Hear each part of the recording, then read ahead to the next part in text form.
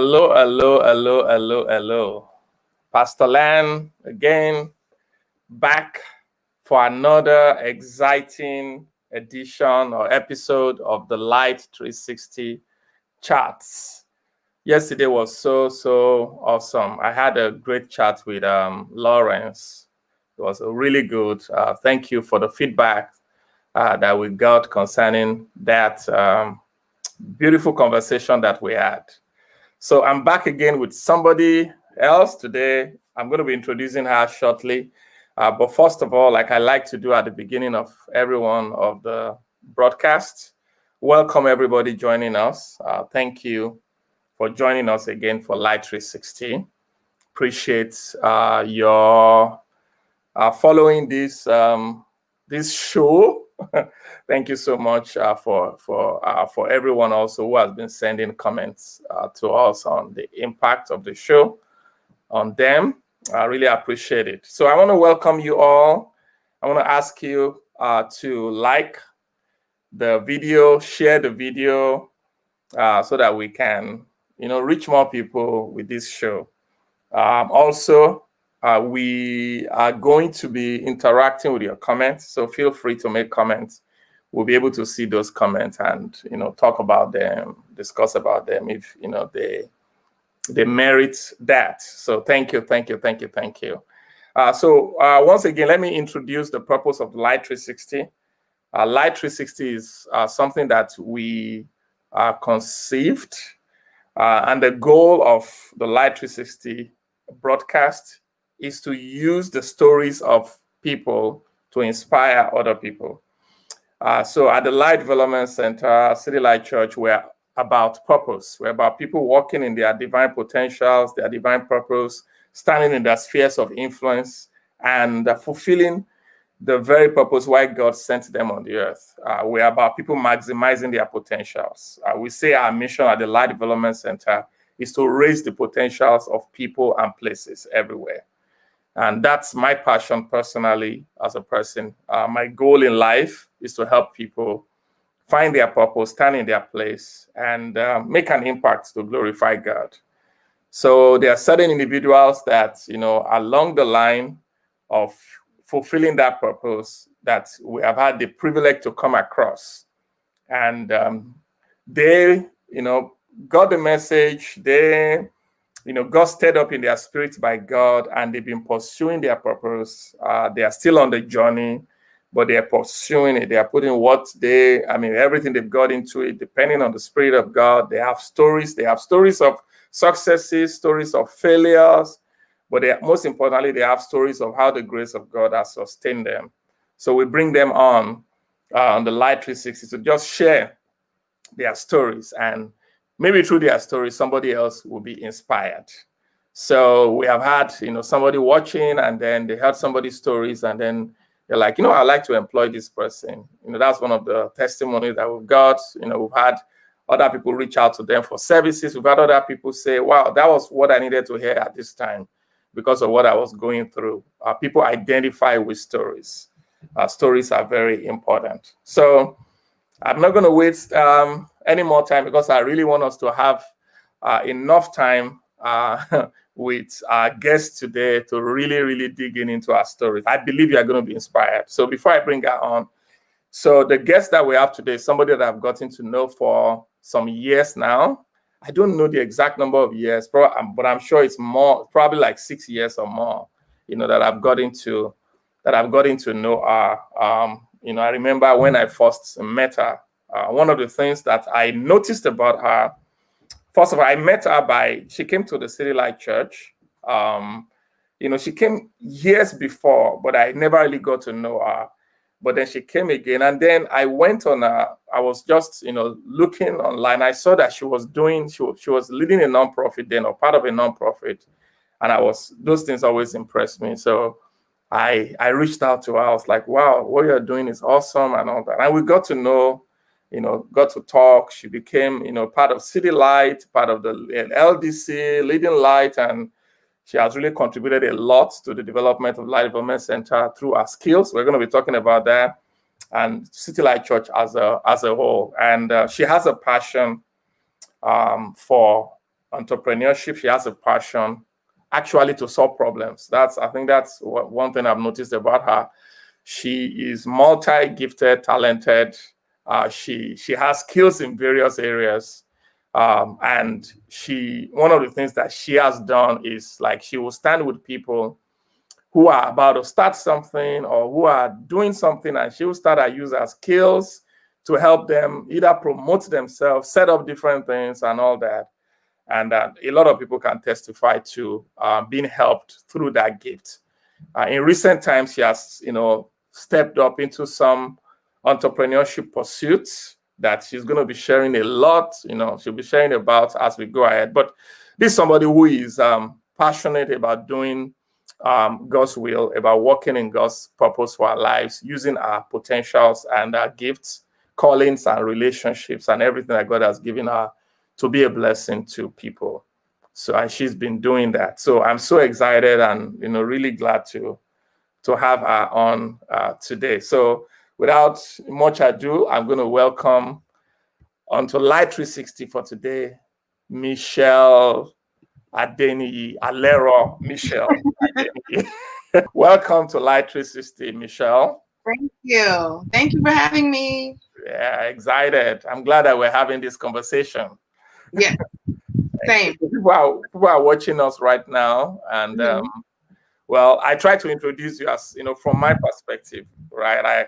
I've not said everything, but I said, certain things. But I would like to hear from you. Everybody would like to hear from you. Who is Michelle? Tell us a bit about yourself. Well, you said a lot of things that were true. And it's so interesting to hear someone else's point of view of you, because sometimes you don't know if you're coming across as that. So I was pleased to hear your thoughts on me. But my name is Michelle Adeniyi, or Alero Michelle. I am a Chicago native, born and raised here. Both of my parents came from Lagos, Nigeria, and I'm the firstborn. And I am an entrepreneur currently. Hopefully for the rest of my life, but currently I'm an entrepreneur and a Christian and a member of City Light Church. Okay, thank you. So I assume you are single, right? Yes, I am single. I'm not married. Okay, so all right. I didn't say assume. I know. I think I know that. So yeah, I'm like, you would know. There was more. It's good to say that, because who knows who is watching now? Those. Yeah. So born in Chicago. How do you love Chicago, your hometown? Man, I love this place. Anybody that knows me knows that I love Chicago. No matter where I've traveled for work or lived, I always come back home. So I really have a really soft spot for this place. I love it. What are some of your favorite aspects of Chicago? What are the things you love about Chicago? Things that I love. They're not really happy about Chicago right now. So tell us, maybe you can encourage us. Well, outside of COVID, Chicago is a great place to just experience multiple cultures. I think that we are melting pot of different cultures in the city and Chicagoland area. The food is, you can't compare it to anywhere else in America, okay? I'm speaking of the United States. Food, we are the champion. I don't care how many places I've been to, our food, hands down, we win. And then also architecture. I think that Chicago is very original with the way that they built the city. I even love the flow of the grid that we have. It's not confusing. The streets go like this, so things like that just make me appreciate my city when I'm not here. Summertime, Chicago is the best. We had a very lukewarm version of that, unfortunately, this year, but all in all, those are the things that are like my favorites. I mean, like I said, back to the culture. If you haven't ever been to Chicago, come and explore. We have so many museums, so many exhibitions. So many art installations, festivals, music, everything comes here. So we're a world-class city in my book, in my eyes, and there's always something to do. Wow. And even if you don't want anything to do, you can go lay on Lake Michigan at the beach front and, just relax. You can run up and down the trail, the lakefront trail. You can ride your bike. It's just a place that you can get up and get out. You don't have to be in the house. Yeah. Awesome. You're waxing poetic about Chicago. You're making fall in love with Chicago all over. Yes. One thing I discovered, Michelle. I was, the way you would go and look at what were the things happening when you were born, on the day that you were born. So I went to look at the day I was born. So I discovered that the song that was raining on the day that I was born, around that time, on that day, the top one was the song was titled "The Day Chicago Died." Wow. What a song. So, or is it the night Chicago died or something like that? So I was like, good. That means I was called to resurrect Chicago. Wow. No wonder that I am in Chicago now, and I love Chicago too. So are you a city girl, suburban girl, south side, north side, west side? Which one are you? Well, originally, and I will always represent the north side of Chicago. Always. Because I really do love that side of the city. When I was growing up in the 90s, the north side of Chicago was extremely diverse. A real melting pot. Like I heard all different languages growing up. I met all different cultures. I was exposed to so much at a young age. And then I also had the privilege of going to camps at Northwestern University, at University of Chicago. Like, there's just so much to do. I was part of swim teams growing up, so I'm a North Sider, and I will always represent the North Side. And I'm also a city girl turned suburban girl. Somebody said you are a natural Chicago ambassador. I know, Lawrence. I know. Anybody that knows me, when people come here and they're like new to the city, don't tell me that. I will give you a list of things to do and to see and to be. I really do love this city. If I ever leave, it will have to be for a really good reason. But I think I would always have like a home here. I don't think I would just leave altogether. Yeah. Awesome. So, growing up in Chicago, some of us did not. I grew up in Kpakpa Shafagege, Lagos. So it's a nice place. So growing up where I grew up, of course, influenced a lot of things about how I see life.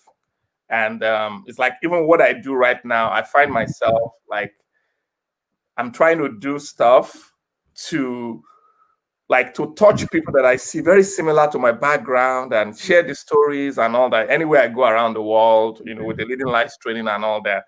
So my question to you is, how has Chicago affected your view of life and how you do things right now? Like your background, how has it affected? Wow. I guess Chicago has affected my background to just be an ambitious person.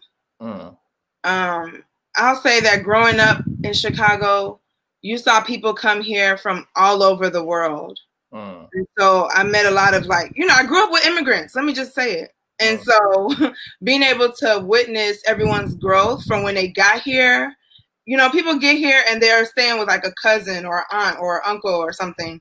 And then, fast forward years later, they're a doctor. They went to school for this. They started this business.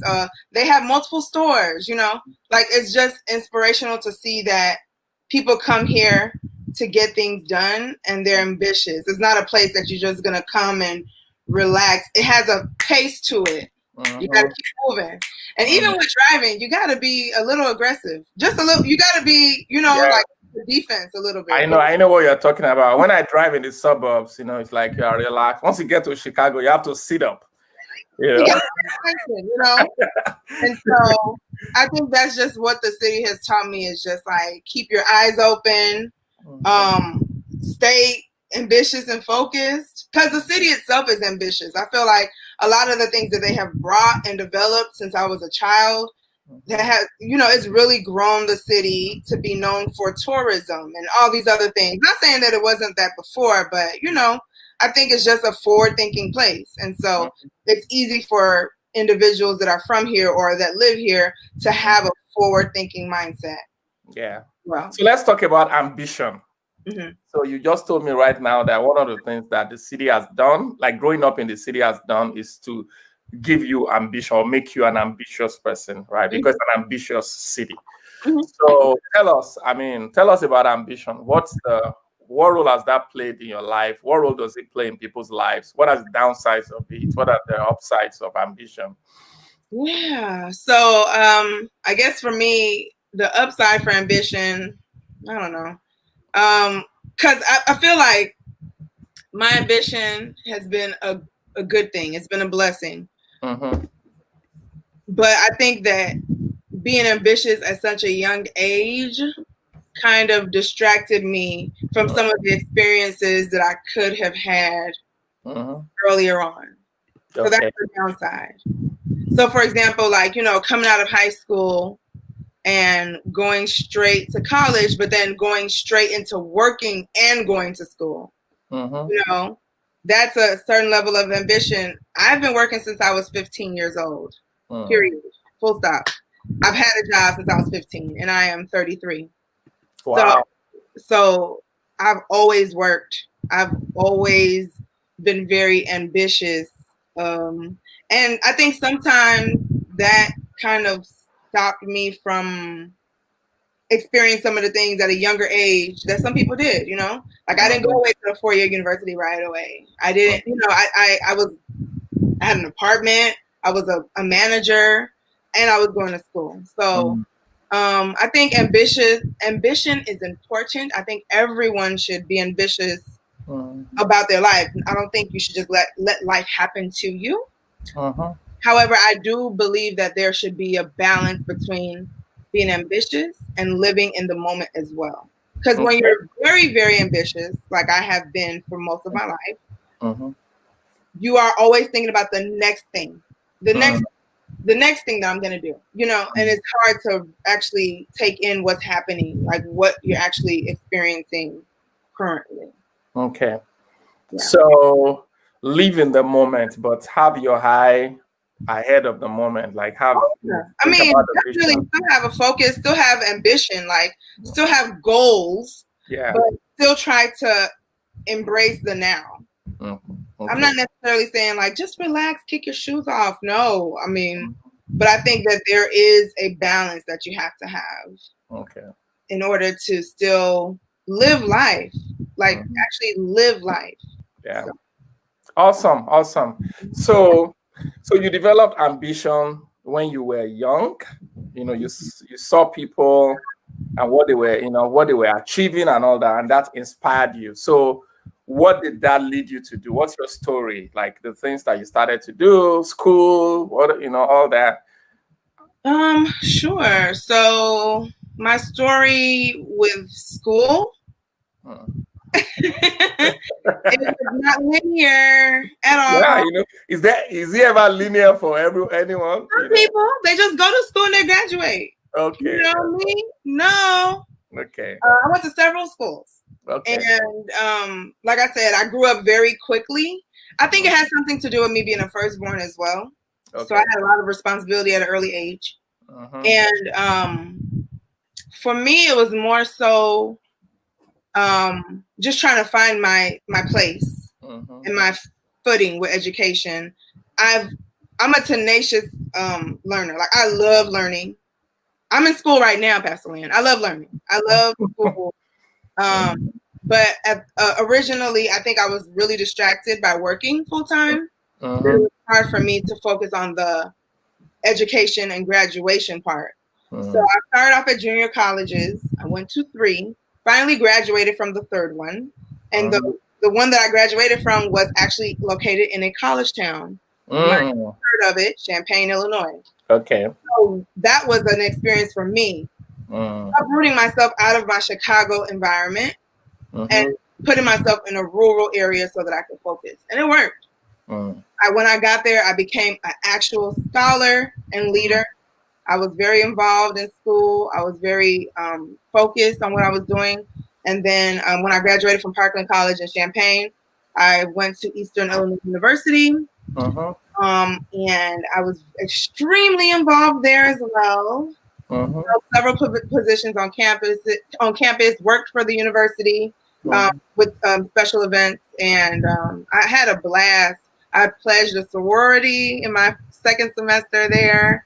I had a great time in college, but again, it was when I was away from my surroundings. So for me, that was how it worked out for me. It wasn't linear. I graduated a year later than I was supposed to, but you know, it was worth it. So I'm grateful for that experience. And then even when I was down there at school, again, I was in management roles the whole time. So I was managing people, leading, doing a lot of leadership. I had leadership training, leadership scholarships, awards, all of that. That's what I was known for. And when I came home from college, I started working at Comcast in business services. So I've always been business oriented. Even though I love people and I love taking care of people, I like taking care of people, I guess, more on a mental and emotional versus physical. So my path has always led me along a business route. Like from age 15, I've always worked in like, you know, environments where you're actually working with customers. So. Well, we're going to talk about the business, you know, in a short while. Now, so tell me how did God factor into all this in your life? Well, how did you get to, you know, meet Jesus Christ? What was your journey in that area? I'm a lifelong Christian. I was actually baptized Anglican. My father's Anglican on the north side of Chicago. And I was raised in a household that was Anglican, Catholic, and what we call in Nigerian culture CNS, like cherubim and seraphim. So they wear white, which is very similar to Catholic. So it was like you know, that was the environment that I grew up in. So you used to wear white? I did. Oh wow! I did. I would love to see a picture of that. Oh, I have pictures. We have pictures with my hat, cap on, and everything. Yes.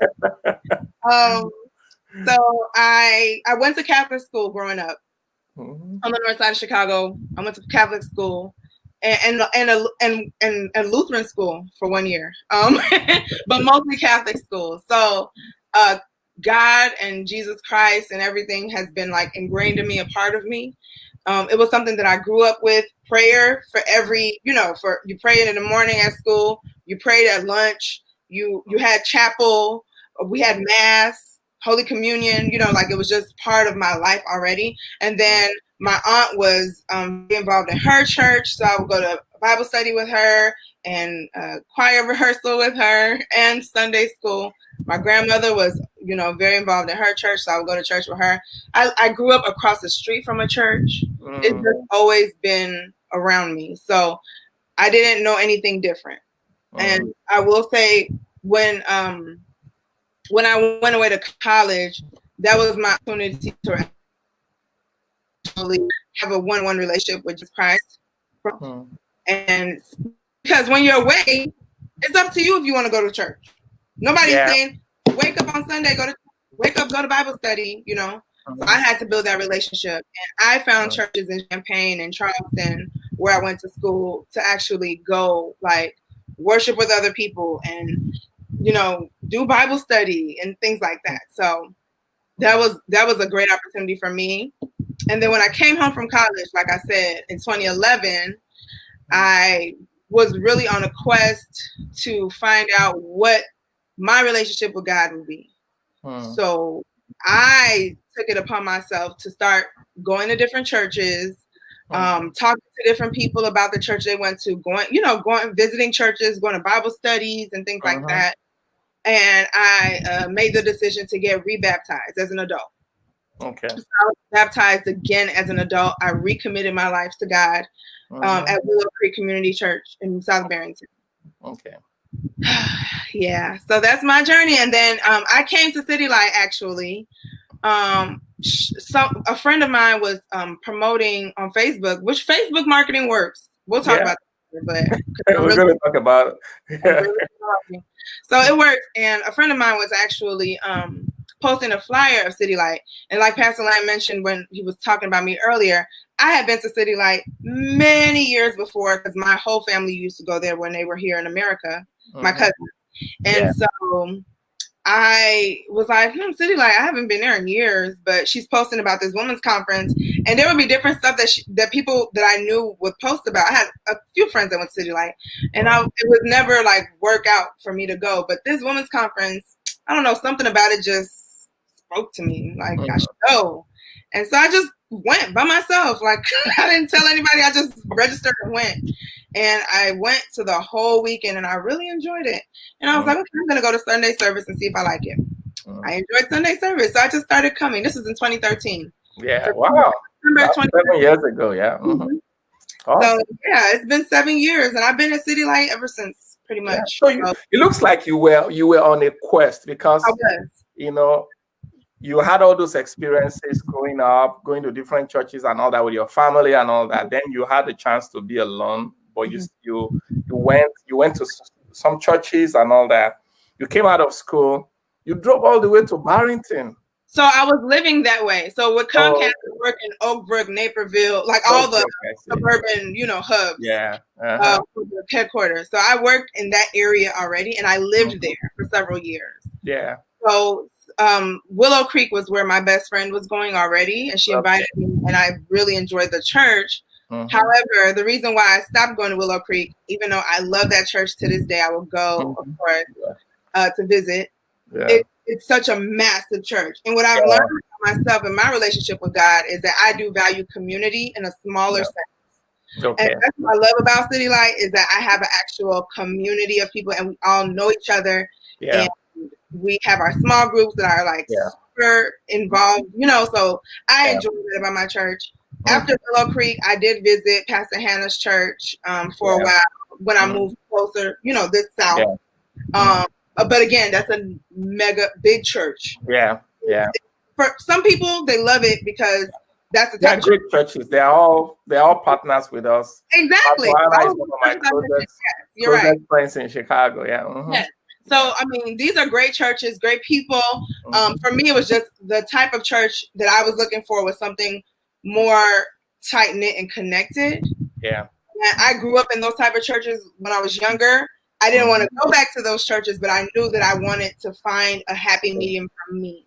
Yeah. So you're right. I was on a real quest, Pastor Lane. Yeah, very good. So that woman thing that caught your attention. What is it about that? You have a passion in that area? Yes. Tell us about that. I mean, it's a passion of mine. And I believe it's my legacy. Like that's what I'm going to be focused on for long term. Is women development and leadership. I feel like women, we're the most unprotected, and we also have so much potential. And women, we bring so much to the world. We bring life. We bring, we can nurture and all these things. But I feel like a lot of times we get carried away with worrying about other people and all the different things that we're supposed to take care of that we neglect ourselves. So I'm very passionate about women, young women especially, but women altogether. So I think that's why the Women's Conference, just to see a church like single out women. And I'm like, wow, so that really spoke to me. And it's something that I'm very passionate about. Didn't you run one of those women conferences some years later? Yes, I did. I made sure that we brought it back to City Light since that year. And I was like, hey guys, I mean, this conference, it was really powerful for me, might be for someone else, and we should bring it back. So a few years ago, I partnered with Pastor Davo and the women leadership team for iShine. Well, we created iShine. And they're planning another one currently now. A virtual one. Yeah. So basically, I was happy that we were able to bring it back, and it was a success. I loved it. Awesome. So now, coming into City Light, you also participated in the Leading Lights training. How was that for you? Tell me. Man, Leading Lights, I still have the notes on my phone. Like, it was so immersive. I know Pastor Lane has probably revamped it a few times since I took it, but it was extremely immersive, and it really helped me tap into what my potential is and my purpose. I mean, like he was saying, I'm very multi-layered, but Leading Lights really helped me understand how what I do affects other people, and also that it gives glory to God as well. Because I mean, it's very easy for us to get carried away with like, I'm fulfilling my purpose because it makes me feel good, and this is my passion because I don't like doing boring things. But then also, I think there's a level of obedience that comes with that, which I'm really like uncovering this year, but I'm sure we'll get to that. But there's a level of obedience to God and what He has already like laid out for you, and so Leading Lights really helped me tap in. A lot of the activities that we had to do, like it really made you think about your purpose and your place in this world and how you are going to influence, other people around you and in the world. So what was your sphere of influence that we discovered in Leading Lights? Right now. I probably do know this by heart, but let me not misspeak, okay? Yeah. I have it. So we had A, B, C, D, E, F, G. So yes. So for me, it looks like you were a business. Were you a B? I'm pulling it up right now. Hold on. Okay. That's the good thing about Leading Lights. You have your notes, you have your portfolio, you have things that you put together, so you can always go back to it anytime. Yes. So, for me, it says, I'm just looking at my statement, my mission statement. But you wanted to know what my... your sphere of influence, like out of those A, B, C, D, E, F, G, whether you're a business. I'm thinking that you were business. I don't remember exactly. Business and something. Yeah. It was definitely business. I'm trying to find the other one. I have so many notes because several days, guys. Okay, and I have so many notes from this time. But do you have your mission statement there? Yeah, I do. Okay. I was looking at day 2. So day 1 says my sphere of influence is education, science, and technology. Just right on the mark. Okay. So you're right on the mark. And distribution and media. I have 3. E, B, D. E, B, D. Okay, yeah. I see. Yeah, that's you. It's and me. Then, so let me see what these notes are. This is from 2017, and it's very accurate. Very accurate. So now, so you discovered, or you were able to put together your mission statement there. Yes. Do you want to share? Sure. Share that with us. So what's your mission statement for life? What are you up to in this life? Okay, so here it is. I am here to create and administer systems in order to reach underserved communities through technology and communication, to promote equity so that they may overcome societal barriers.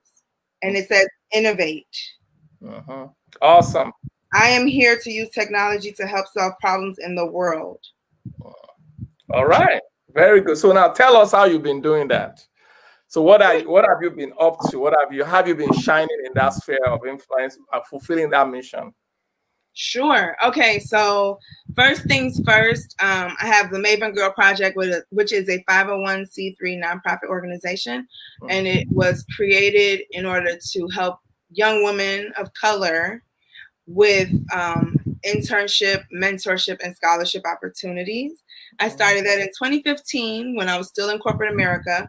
And that organization is 5 years old this month. Wow. Can you imagine 5 years? I remember you were starting it. Yeah. I know. Yes. And Pastor Land, I literally was on the phone with him when I was in the office at the state of Illinois filling it out. Like, do I put NFT, Pastor Land? What do I put?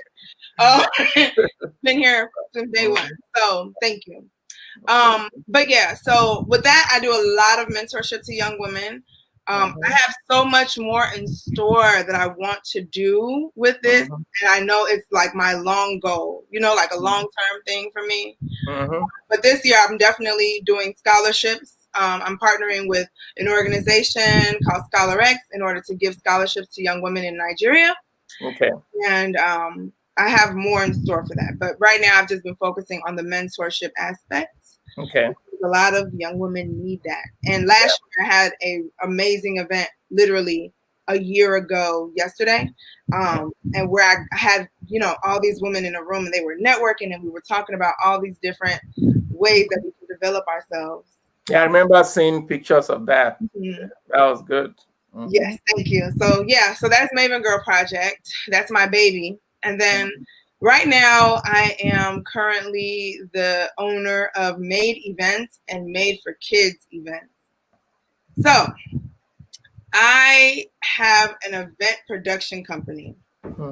And my goal with that is to do event production and experiential marketing for businesses, organizations, people, etc.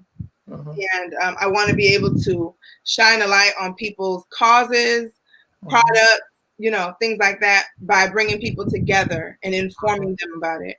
Yeah.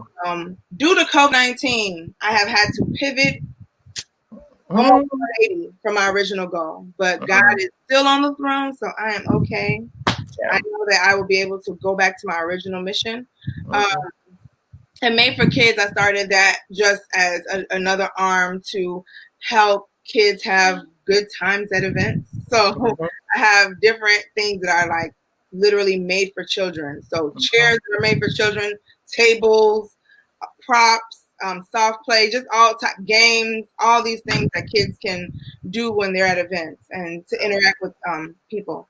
And I didn't even mention this. For Made Events, I have a photo booth. I finally saw the photo booth. Yes, at Sweethearts. I enjoyed it. I still look at those pictures, And for me, the reason why I added the photo booth was because I wanted to have a way to connect with people and create memories. Like it's a memorable thing. You remember when you had a photo. If you went to an event with a photo booth and you took pictures, you remember it. And if Sweetheart was like a business event, you would remember at this event for this business, I did this, know. But it's even great for social events, obviously. And the photo booth is just a great opportunity to just get people to be active at events and not just sit around. I love it. It's my favorite part of my whole business. And I have so many more things that I can do with the photo booth now. COVID is here. I'm launching a virtual booth this month. With people be able to have the virtual booth for virtual events. So I'm excited. Wow, that will be interesting to see. Yeah. Okay, so tell me. Using in technology into my passion as well. Okay.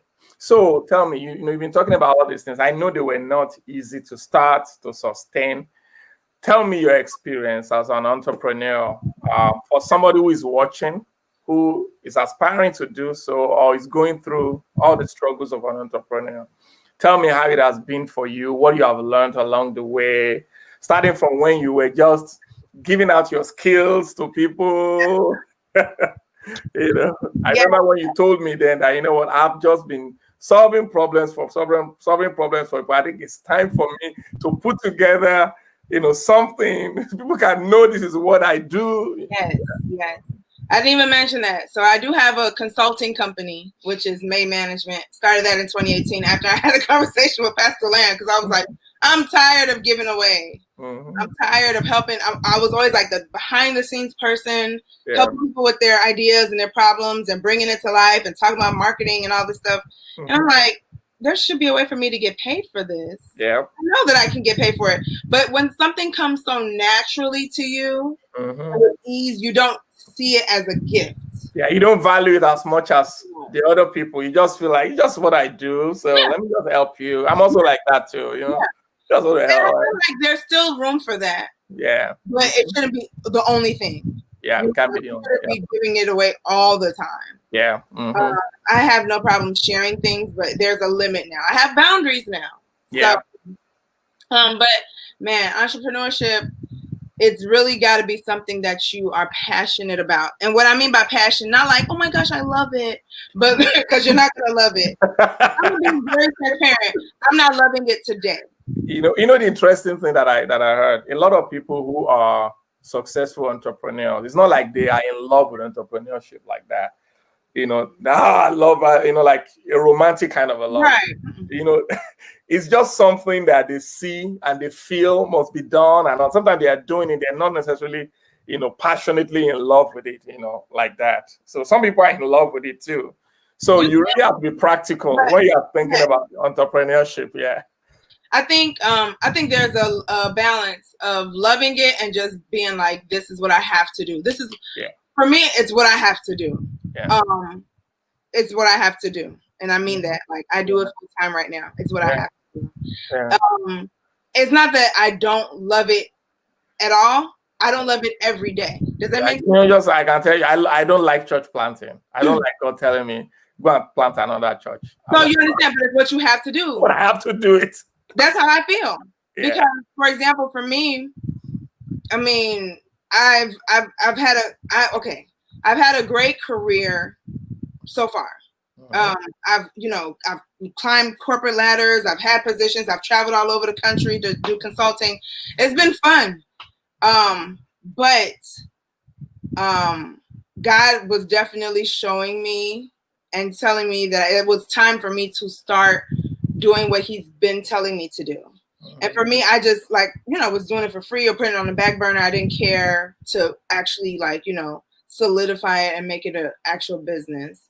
But the moment that I made the decision to go into business, this is how you know you're doing something you're supposed to do. When God blesses it immediately. Yeah. I don't have and I'm very grateful. I do not take this for granted at all. I have the opposite issue. Some people are like, oh, I need business. I need people to, hire me, come to me. I'm overwhelmed with the amount of people that want to work with me. Wow, that's awesome. I need help.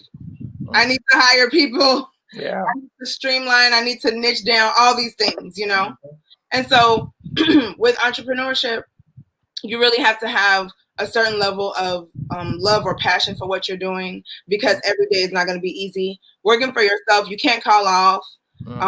It's in the beginning, I'll say, because I just did my first full year of this service that I'm doing. Yeah. September is my first full year of doing my businesses. Yeah. And because I was doing consulting, and everybody knows that I was doing that before, but this is different. This is a different level, because having to physically build things and take things and break it down and then come back and then go back to pick it up. There's a certain level of, you have to like some part of it to have to keep going up and down. Even, you have to like what it produces. So sometimes, I don't like church planting, but I love the fact that a church can spark a revolution, can transform somebody's life, can create things. I love that. I'm in love with such a thing. But that process of Exactly. And for me, I love the details of planning things. So people give me their idea, what it is, the vision, a picture, whatever. And I like putting the pieces together and creating something, like Pastor Lance said, to produce something. So I'm always in love with the end. The process, not necessarily. I can do it. I love researching. I love getting things together. I can do it. But my favorite part is the end, like what it actually comes out to, the execution. I am the executor. That is me.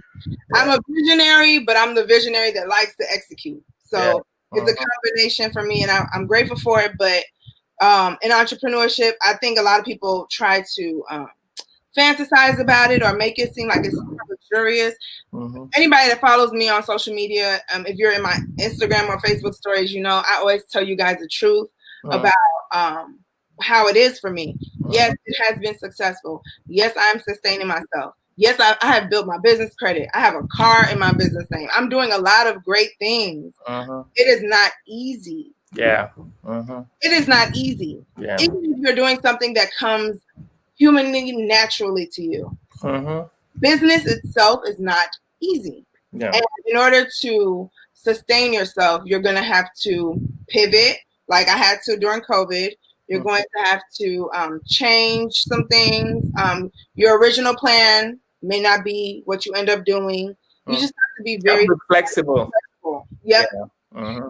So that's the one thing about entrepreneurship that I would tell people: be in love or be tied to what your goal is. But don't marry the actual steps that you have to take to get there. Yeah.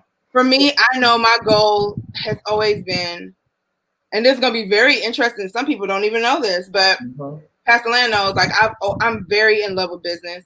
And my goal has always been to help business owners, entrepreneurs, organizations, things of that nature. Don't get me wrong. I mean, social events are great, things like that. But I'm always thinking about impacting masses, like people, you know. And so that's my goal for my business, is to be able to eventually get back to that. Because before COVID, I was on that trajectory. You're still on it. COVID is creating even more and more opportunity, even with all the terrible things that, you know. Oh no, it's been good. I mean, I have complaints for the few months that it was shut everything down. Yeah. But overall, I can see, and it's like my vision came back to where it was, you know, like it got a little blurry. Yeah. For a few months. And I had to make some decisions and add some services to my business in order to keep things going. Yeah. But I'm getting back to where I want to be, which is the event design, production, marketing, working with people. That's my goal with that business. So awesome. So let's talk a little bit more about something you mentioned. So you talked about moving from corporate America into entrepreneurship. Somebody is contemplating that now, watching us. Yeah. And then, of course, people have had to deal with COVID too. Can you talk from your own experience how you were able to navigate that? Sure. You know, yeah. Well, for me, it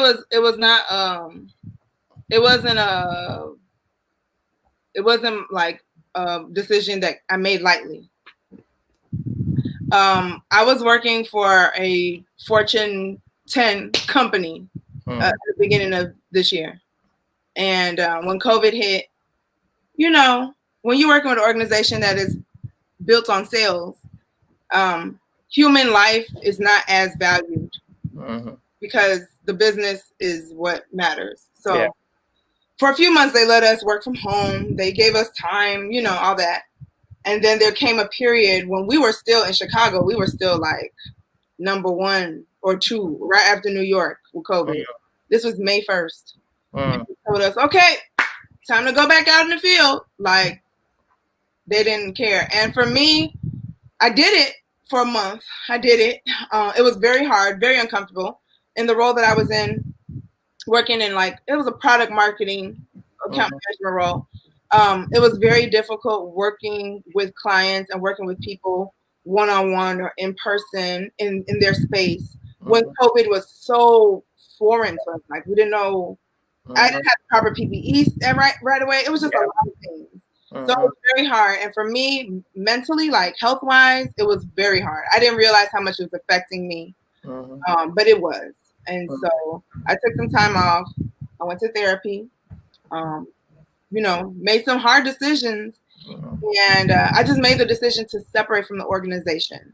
So for me, my reason of leaving corporate America in 2020 had a lot to do with my sanity, like COVID. Like, do I stay and make money and have like security, or do I leave my security blanket, but at least I know my trigger for my anxiety is gone? That was the decision I made. But honestly, like I said, once I made that decision, God literally blessed me. And I haven't had, like, I don't even feel like I'm not working for anybody, because I'm working for myself all the time now. But I'm doing good financially. Awesome. It was a faith. It had a lot to do with my faith. Yeah. Do I move forward with what God has already given me? At this time, I already had my business. I was working my business on weekends. You know, do I focus on what God has given me in my hand. Like how, they say God said, use what you have or use what I gave you. Or do I just keep looking for these opportunities? Yeah. For me, I just stopped. I just stopped looking and I just focused on what I had. Yeah. Awesome. So any other challenge that you faced that you like to share in your journey of purpose generally, with entrepreneurship? Yeah, I would love to talk about how, and I just want to just encourage someone or just talk to people about in entrepreneurship, you may start your business or idea with one thing in mind. I have several friends that are entrepreneurs, whether they do a full-time, part-time side hustle. They have ideas, they have businesses, and you might start with one idea in mind. But like I said earlier, you got to be flexible. For me, I had to come very nimble and flexible due to COVID. And sometimes we were just talking about this in my small group yesterday. Actually, Pastor Alma, our business small group. Sometimes we take on things because we need to. Sometimes we take on things because we're just trying to figure out what do I like, what I don't like, And that's part of the process. You can't skip it. Yeah. And so in order for us to know what we want or what we are, sometimes we have to experience what we are not or what we don't want. Yeah. And, for me, I feel like I've went through that phase. So I'll just say be patient with the process of entrepreneurship.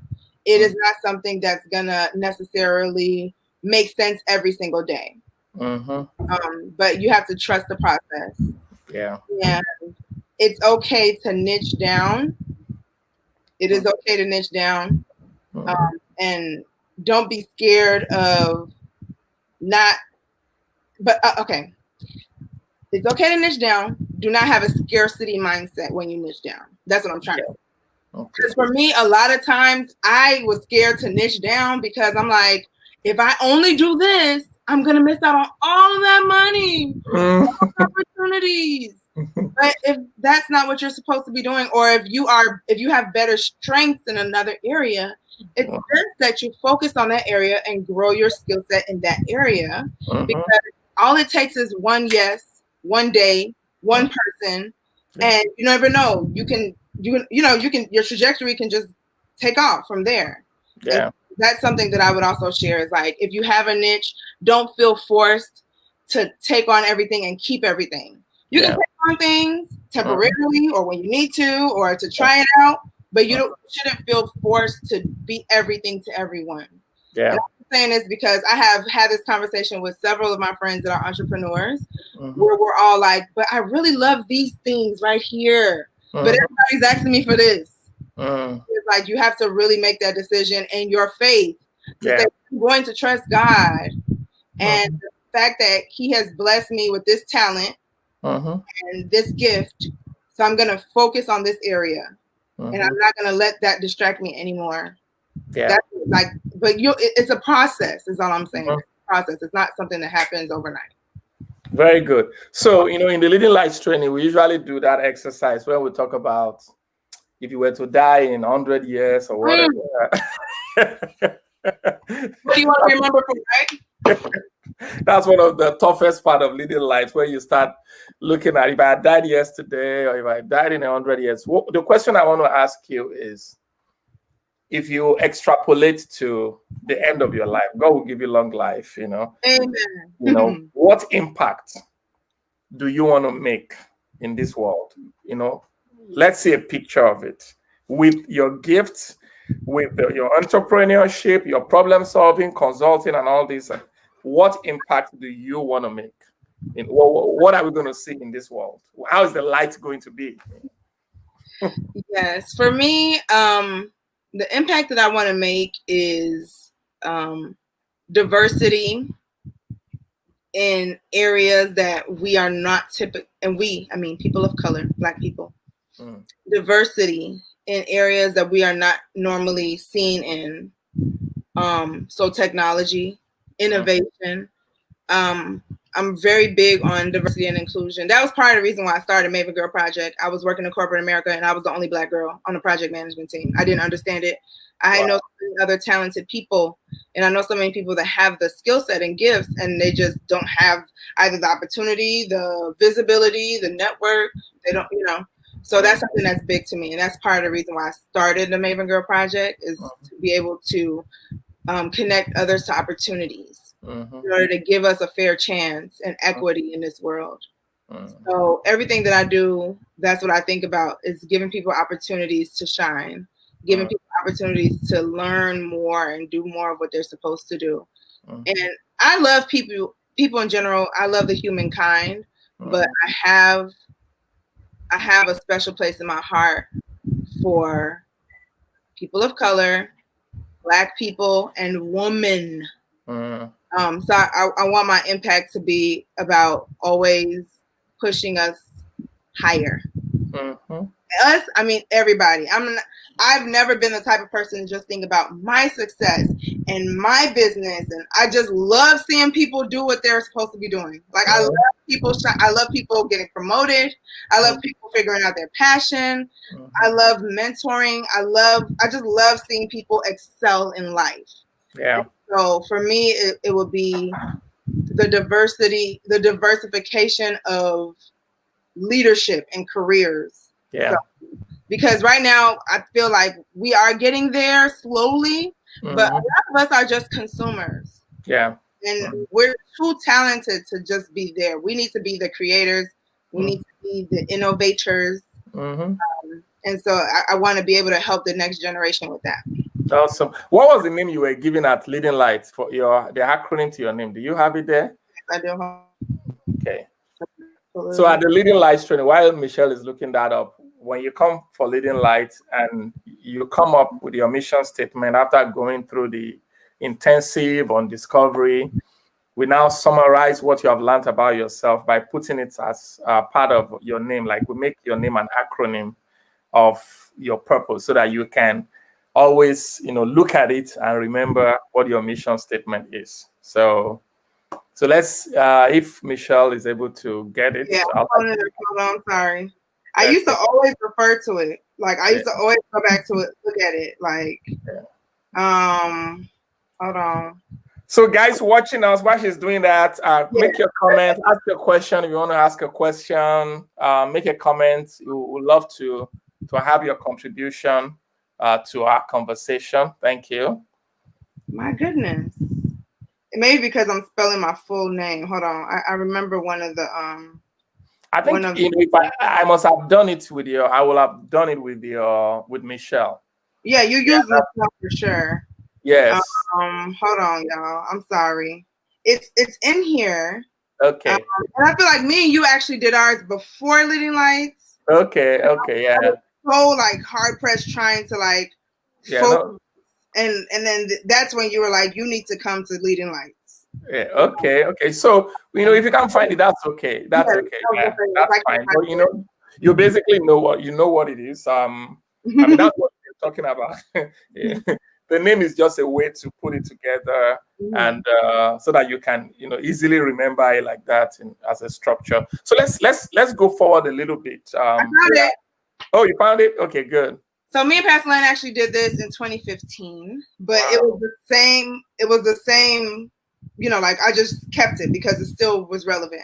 Yeah. It says, M is for Maven. I, innovating ideas. Oh, Maven, and you have the Maven project now that you do. Awesome. C, create positive change, catalyst. H was helping others. E was engaging educator, which is something I'm passionate about, training people. L was lively and loving. The other L was leader.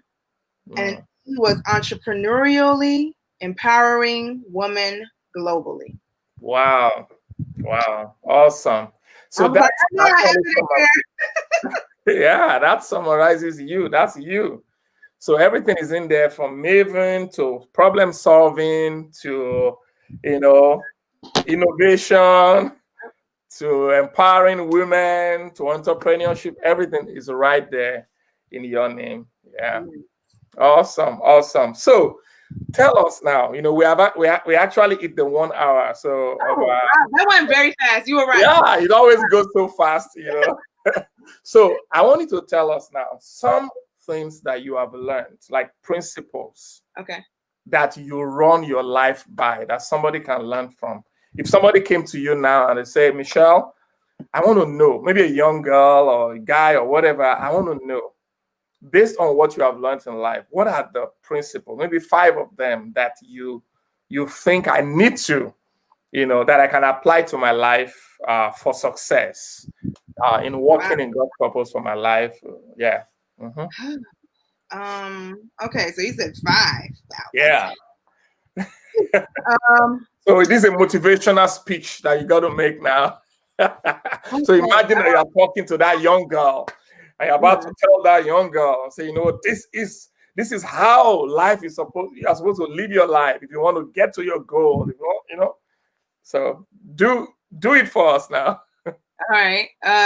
So for me, first things first, be impeccable with your word. And what that means to me is when I say something, that's what I mean.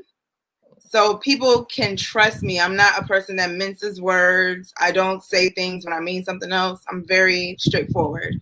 And I think that helps a lot, especially if you want to be in business. I think it's helpful to be a great communicator. Also, treat others how you want to be treated. I know some people do not believe in that. They believe... Some people don't? They don't? Yeah. Wow, I didn't know that. They feel like they're going to treat people however they want to treat them. And then even if a person's being nice to them, they don't feel like they need to, reciprocate. And I think, reciprocate that. And I'm the type of person, I definitely treat people how I want to be treated, period. Whether they are nasty, mean, like I want my character to stand and to represent me and not necessarily the interaction I'm having with someone. So those 2. What else? I will say, keep God in every decision that you make. It sounds very interesting when people say that, because sometimes people feel like, well, is God talking to me? Is he telling me what to do? But just pay attention to what's happening in your life. Pay attention to the way things are unfolding, the people that he sends to you, the different, Bible verses that you may come across at different times. It may seem like it's a coincidence, but it's really not. So I definitely say keep God in everything. And the best way to do that is to surround all your plans in prayer. So pray about your decisions that you make. Pray for the people that will be helping you. And is that mommy? Yes, that's my mom. Hello, mommy. So you have raised a very good girl, mommy. Congratulations. Thanks. Thanks, mommy.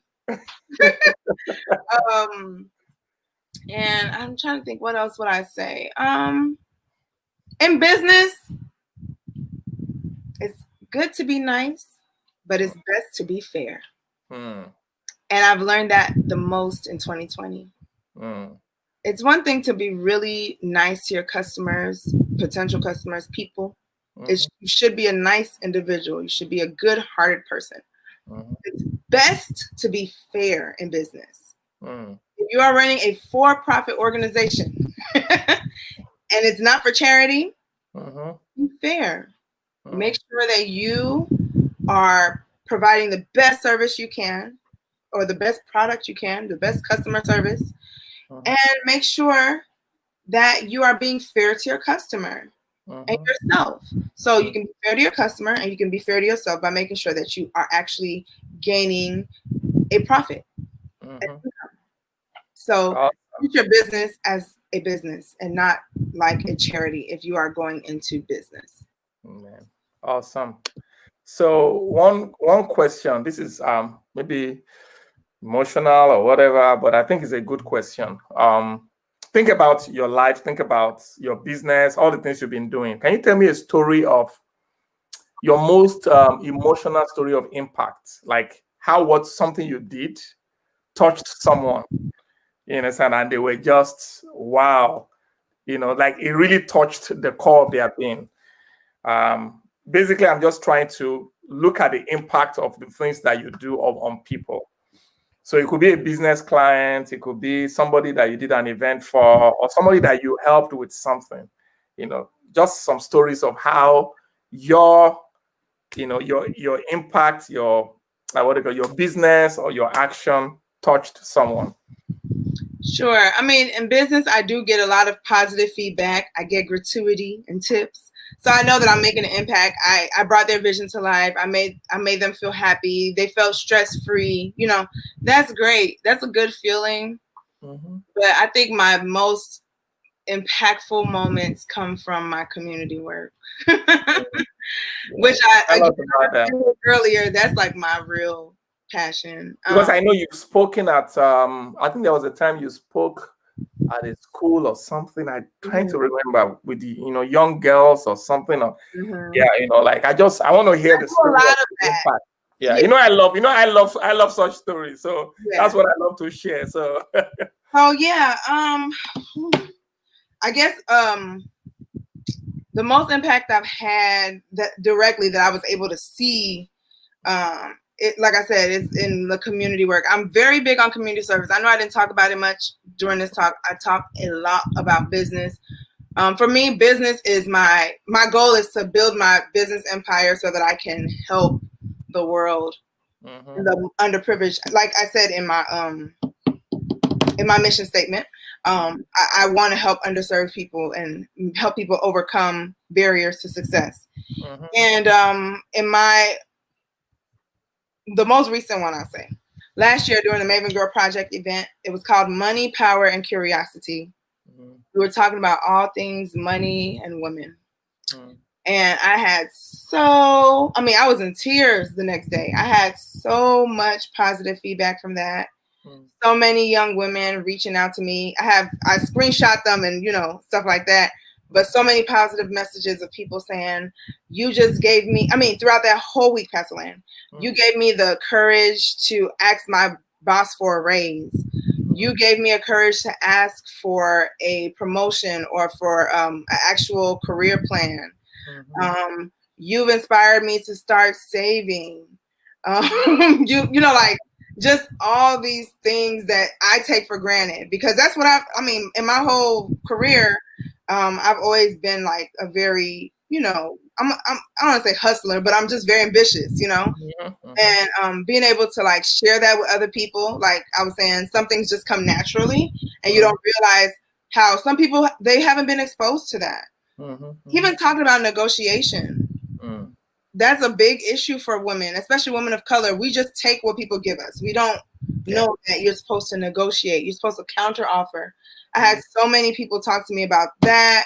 So, those were that event alone.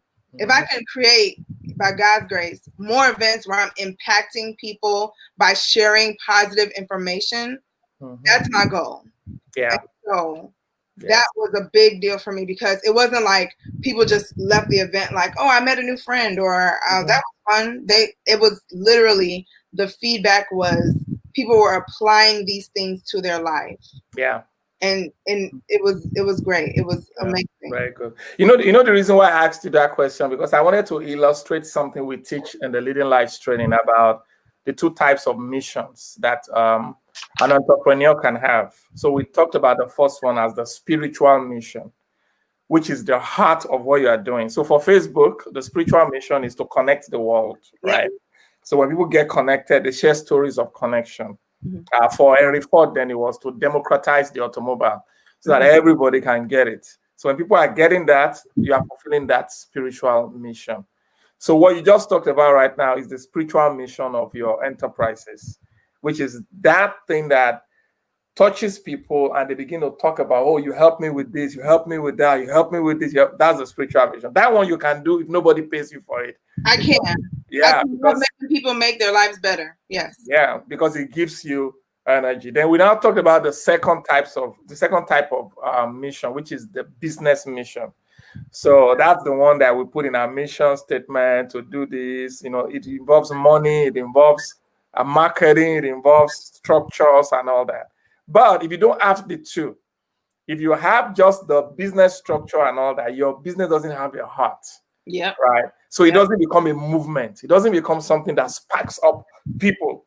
Yep. Right? If you have the other one alone, right, you can go far because when you touch people and support, you can go far, but you still need some what do you call it? You need the business mission so that you can make it profitable, sustainable.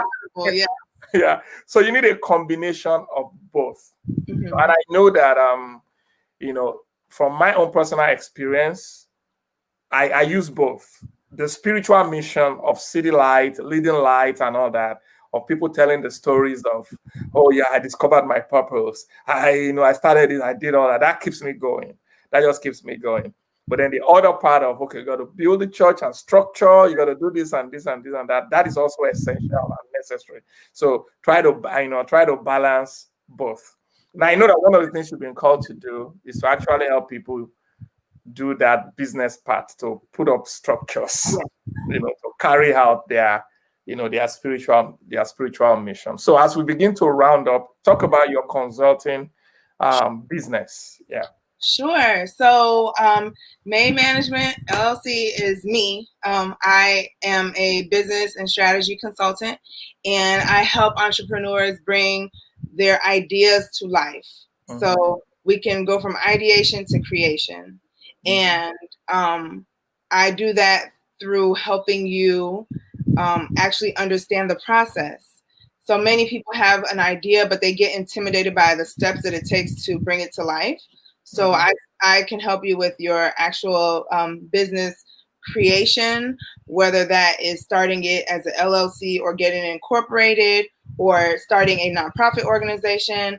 I can help you with marketing ideas, branding ideas, even creating a name. I've been doing it a lot lately, helping people with just brainstorming and bringing things to life. And right now I am taking on 10 clients for this upcoming October. And I typically start off with a 1-hour consultation. I can give a 15-minute free consultation just to, make sure that we're on the same page and there's alignment. And then if you agree, then we can move forward with the actual business consultation. So that is what my consulting arm is, and I'm very passionate about helping people bring things to life. Very passionate about helping people understand that the gifts that you have, you can monetize them. So some people don't have a physical product. They may have a intellectual property product, and being able to help bring that out of you is something that I love to do. So very good. I know it's a lot of consultants focus on already established businesses, on making it more efficient and all that, but your focus is on mainly on people who have ideas and they just need to get it going. How do you translate it into action? Yes. Like I said, I'm the executor. I like to get things started and going. And then I let you flourish and you can go on, but I like to push you to actually get things going. And like Pastor Lance said, there's other consultants, they want to help you. You start your business, you need this, you need structure, do all this stuff. I want to help you just understand how to even create your business, the structure you need to have, the systems you need to have in place, way to work with customers. And also the other part of my business, Made Events. I mean, we can get you in front of people, from the events and marketing part. But for the consulting, I definitely love helping people start. Yeah, I had someone that reached out to me a few weeks ago, actually wanting that, on how she can. She's a medical doctor, so she speaks, she talks on. She's also a leading light person. I'll link you guys up. Okay. She's a leading light alumnus too. She speaks to people using her medical stuff and all that. So she was calling me like, how do I scale this thing up? How do I get in front of people? How do I market myself and all that? So I gave her some tips and all that, but I just feel that you might be able to help her more. So I'll link you guys together. So how can people reach you? Those who are watching, how can they reach you in case they need your services? I guess the first step right now is to find me on social media, Alero Michelle on all handles. So Twitter, Instagram, and Facebook. I am Alero Michelle. Even LinkedIn. Okay. I think you should be able to find me under Alero Michelle, or at least Maven Michelle on LinkedIn. But I am accessible there. And from there, you'll be able to book time with me because it's in my links. So, or you can just DM me and I'll share the link with you. So, yeah. So I'm putting up here. So yeah. Alero Michelle. So you guys can reach out to her, Facebook, Instagram, anywhere. Just reach out to her. She will reach out back to you. She's a nice person. So thank you. On October 1st, my website will be live. I wish I could just say go to michelleardeni.com, but it's not live to the public yet. I'm waiting until next week when it will go live. So for now, Alero Michelle, but eventually my links will be listed there as well. Okay, awesome. Wow, this has been fun. Yes, it has. Thank you so much. Thank you so much for doing this. I know, we were supposed to do this next week, but God planned it for this week. Yeah, and that's why I was like, you know what? I do believe that nothing in life is a coincidence. Yeah. And so I'm like, okay, well, I'm going to do it this week. Yeah, because somebody's watching right now might not be watching it next week, and that needs exactly what you are speaking about. So, thank you for sharing your story. Thank you for inspiring us and inspiring everyone. Everybody watching, please let's appreciate Michelle. Thank you so much for being fun. Thank you for inviting me. I appreciate it. Yeah. So. Everyone, we're going to be signing off right now, saying bye-bye. I'll be back again tomorrow with another story. Someone who's going to come and share the story of their lives just from another perspective. All our lives are unique. That's what I'm saying. I think I've had I don't know how many people I've had on this show now from season 1 to season 2, but everybody's story is just unique. And there's always something that inspires you from everybody's story. So it's just amazing. So we're going to keep doing this, just sharing people's stories. And Michelle, I hope you'll come back again when, do some, you launch the website. On the next level. Yeah, next level. So we'll come and talk. Again. Is getting ready to go to the next level anyway. So hopefully by the time I come back, I have even more things to talk about and more things to share. Yeah. All right. Thank you so much. All right, everyone. Thank you for joining us. Keep on sharing. Some people are just joining again, yeah. Oh, thank you. So guys, so we will see you again tomorrow. Bye-bye from Michelle and I. Bye-bye. Bye, everyone.